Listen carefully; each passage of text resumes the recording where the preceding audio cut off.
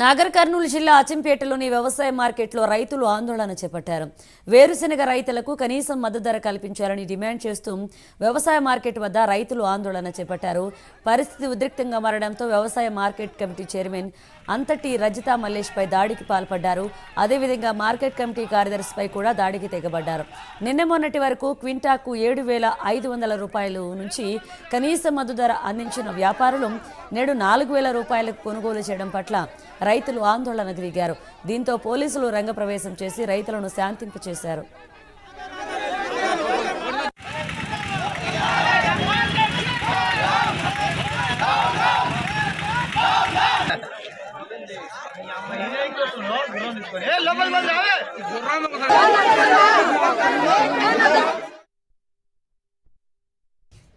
దాదాపు సమయం 1:45 గంటల సమయంలో మార్కెట్ యార్డ్లో రైతులు వచ్చి ధర గిట్టుబాటు ధర పల్లీలకు గిట్టుబాటు ధర లేదని ఇక్కడ గొడవ జరగడానికి పూనుకుంటున్నారని మా వైఫ్ ఫోన్ చేస్తే నేను ఈ మార్కెట్కు రావడం జరిగింది.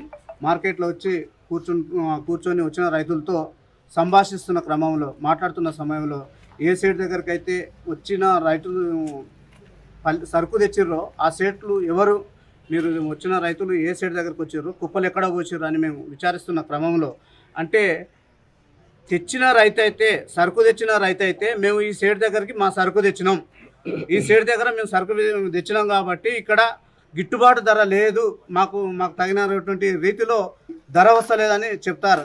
మా సేటుకు ఫోన్ చేస్తే పల్లి ఏం రేటు పోయిందంటే శుక్రవారం నాడు 7,200 పోయిందన్నారు. 7,200 పోతుందంటే ఊర్లో 6,300 200 కొంటారు. మార్కెట్కి పోతే జర బాగుంటుంది కదా, ఇంకా రేటు పడుతుంది కదా అని మేము ఇక్కడ అచ్చంపేట మార్కెట్కి వేసుకురావడం జరిగింది. వేసుకొస్తే మార్కెట్లో తీర జరిగితే ఏమైంది, 4,000 కాడ నుంచి వస్తుంది. అంటే ఆ రోజుల్లో 14,000 15,000 పలుకు తెచ్చినాము. ఈరోజు దిగుబడి ఉడకలేదు ఈసారి రైతులకు. అంటే కూలి గుడక ఈసారి 800-1000 రూపాయలు ఉడికిస్తున్నాం. ఎందుకంటే అది బూసి తెగులు లాగొచ్చి చెట్టు చచ్చిపోతున్నాయి.